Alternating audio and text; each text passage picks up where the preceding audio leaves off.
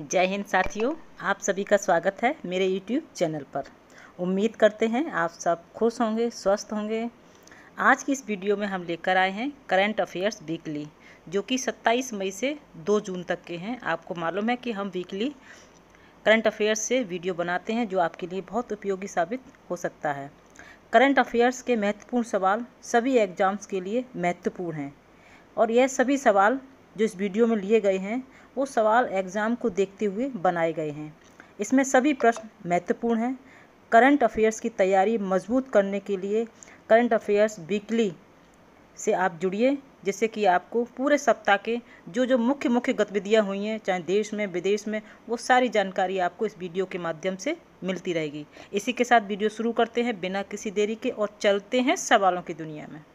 और पहला प्रश्न आपके सामने है, अभी हाल ही में किस राज्य सरकार ने किस राज्य सरकार ने गुटखा और पान मसाला पर 1 साल का प्रतिबंध लगाया है? हेल्थ को ध्यान में रखते हुए, स्वास्थ्य को ध्यान में रखते हुए गुटखा और पान मसाला पर 1 साल का प्रतिबंध लगाया है। वो किस राज्य सरकार ने लगाया है? हमारे सामने ऑप्शन है उत्तर प्रदेश, मध्य प्रदेश, तेलंगाना और केरल। तो इसका सही जवाब होगा तेलंगाना। तेलंगाना सरकार ने गुटखा और पान मसाला पर 1 साल का प्रतिबंध लगाया। थोड़ा डिटेल जानना चाहेंगे। तेलंगाना सरकार ने पूरे राज्य में तंबाकू और निकोटीन युक्त गुटखा और पान मसाला के निर्माण, भंडारण, वितरण और बिक्री पर प्रतिबंध लगा दिया है। और ये प्रतिबंध 24 मई 2024 से शुरू होकर 1 वर्ष की अवधि तक जारी रहेगा। आपको बता देना चाहेंगे कि गुटखा और पान मसाला के सेवन से जुड़े गंभीर स्वास्थ्य जोखिमों को ध्यान में रखते हुए ये कदम उठाया गया है। ये बहुत शानदार कदम उठाया है, और हम तो ये उम्मीद करेंगे अन्य राज्य सरकार भी ऐसा कदम उठाएं, व्यक्तियों के स्वास्थ्य को ध्यान में रखते हुए। आगे बढ़ते हैं और प्रश्न है, बहुराष्ट्रीय सैन्य अभ्यास रेड फ्लैग 24 किस देश में आयोजित किया जा रहा है? USA, Bharat, Japan, France. तो इसमें हमारा सही जवाब होगा USA। बहुराष्ट्रीय सैन्य अभ्यास रेड फ्लैग 24 USA में आयोजित किया जा रहा है। भारतीय वायुसेना IAF की एक टुकड़ी हाल ही में प्रतिष्ठित बहुराष्ट्रीय अभ्यास रेड फ्लैग 24 अभ्यास में भाग लेने के लिए अलास्का के एयरसन एयरफोर्स बेस पर पहुंची है। अगला क्वेश्चन आपके सामने है, हाल ही में कौन कोलंबो प्रोसेस का अध्यक्ष बना? हाल ही में कौन सा देश कोलंबो प्रोसेस का अध्यक्ष बना है? अमेरिका, चीन, भारत, साउथ अफ्रीका। तो इसका हमारा करेक्ट आंसर होगा भारत। अभी हाल ही में भारत कोलंबो प्रोसेस का अध्यक्ष बना है। आगे चलते हैं और प्रश्न है, हाल ही में किस देश ने मलेरिया से लड़ने के लिए आनुवांशिक रूप से संशोधित मच्छर छोड़े हैं? इम्पोर्टेंट प्रश्न है कि अभी हाल ही में किस देश ने मलेरिया से लड़ने के लिए आनुवांशिक रूप से संशोधित मच्छर छोड़े हैं? साउथ अफ्रीका, जिबूती, नामीबिया और इजिप्ट। तो इसमें हमारा करेक्ट आंसर होगा जिबूती ने मलेरिया से लड़ने के लिए आनुवांशिक रूप से संशोधित मच्छर छोड़े हैं। आगे चलते हैं और प्रश्न है, USA के ऐसे पहले पूर्व राष्ट्रपति का नाम बताएं। USA के ऐसे पहले पूर्व राष्ट्रपति का नाम बताएं जिन्हें किसी अपराध के लिए दोषी ठहराया गया है। जो जोइडन, जॉर्ज बुश, डोनाल्ड ट्रंप और बराक ओबामा। तो इसमें हमारा सही जवाब होगा डोनाल्ड ट्रंप को किसी अपराध के लिए दोषी ठहराया गया है। डोनाल्ड ट्रंप 30 मई 2024 को किसी अपराध के लिए दोषी ठहराए जाने वाले पहले पूर्व अमेरिकी राष्ट्रपति बन गए हैं। राष्ट्रपति चुनावों के बीच न्यूयॉर्क में लगभग 6 हफ्तों तक चली सुनवाई में उन्हें सभी 34 आरोपों में दोषी करार दिया गया है। आगे चलते हैं और प्रश्न है, दक्षिण कोरिया की पहली अंतरिक्ष एजेंसी का नाम क्या है? दक्षिण कोरिया की पहली अंतरिक्ष एजेंसी का नाम क्या है, जिसे 30 मई 2024 को लॉन्च किया गया है? वो कौन सी एजेंसी है जो 30 मई 2024 को लॉन्च किया गया है?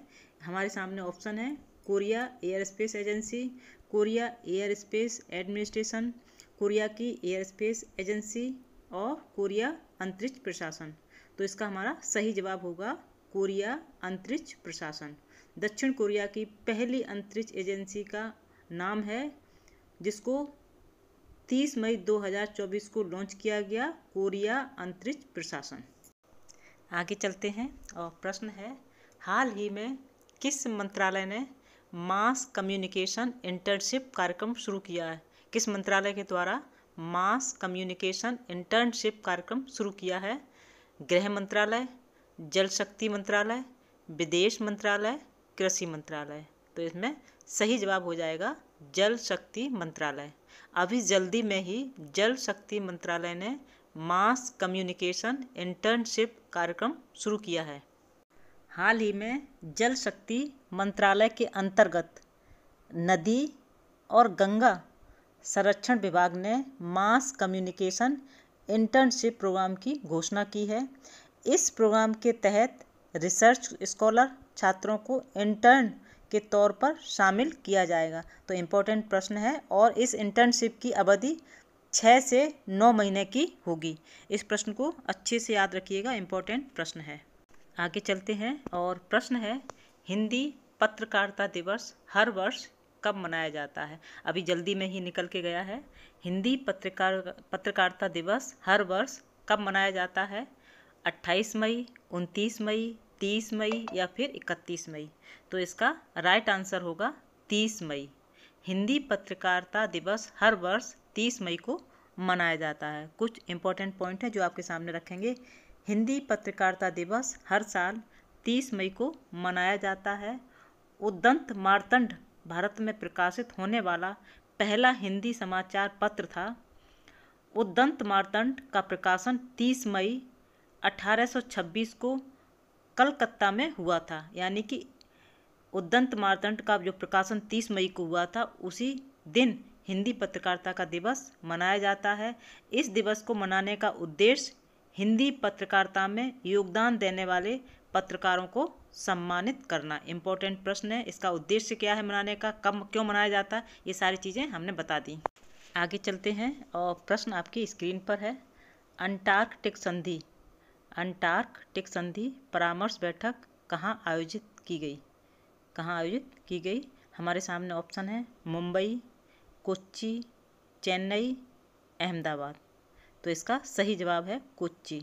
अंटार्कटिक संधि परामर्श बैठक कोच्चि में आयोजित की गई।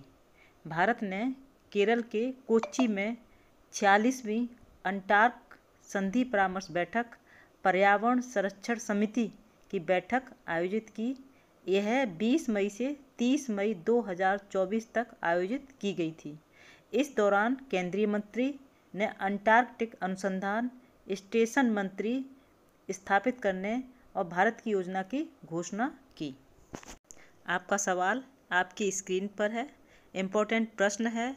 एग्ज़ाम में अक्सर स्पोर्ट्स से भी प्रश्न पूछे जाते हैं, तो आज की इस वीडियो में हमने लिए हैं स्पोर्ट्स के, जिससे कि इस हफ्ता में कौन कौन से स्पोर्ट्स के इम्पोर्टेंट क्वेश्चन थे वो बहुत ज़रूरी हैं आपके लिए, क्योंकि आप परीक्षा की तैयारी कर रहे हैं।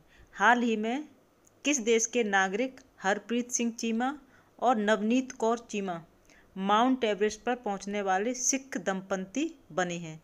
वो कौन है, किस देश के नागरिक हैं जो दोनों ये सिख दंपति एवरेस्ट पर पहुंचे हैं? ऑप्शन है नेपाल, इंडोनेशिया, अमेरिका, भारत। तो इसका करेक्ट आंसर होगा अमेरिका। अभी हाल ही में अमेरिका देश के नागरिक हरप्रीत सिंह चीमा और नवनीत कौर चीमा माउंट एवरेस्ट पर पहुंचने वाले पहले सिख दंपति बने हैं। यानी कि पहले दंपति हैं सिख दंपति जो एवरेस्ट पर पहुंचने वाले हैं। जैसा कि आप सभी अभ्यर्थी जानते हैं कि परीक्षा में करंट अफेयर से प्रश्न अवश्य आते हैं। तो हम इस वीडियो में हमने करंट अफेयर्स वीकली जो इम्पोर्टेंट प्रश्न थे, जो गतिविधियाँ हुई थी इस एक हफ्ते में और बहुत ज़्यादा इम्पोर्टेंट थी कि उसमें से प्रश्न आ सकते हैं, तो वही प्रश्न हमने इस वीडियो में लिए हैं। उम्मीद करते हैं वीडियो आपने पूरी देखी होगी बिना स्किप किए हुए। तो वीडियो को लाइक भी करें, शेयर भी करें और चैनल को सब्सक्राइब करके बेल आइकॉन प्रेस करें, जिससे कि सारे नोटिफिकेशन आपके पास सबसे पहले पहुँचें। इसी के साथ फिर मिलते हैं अगले वीडियो में। जय हिंद, जय भारत।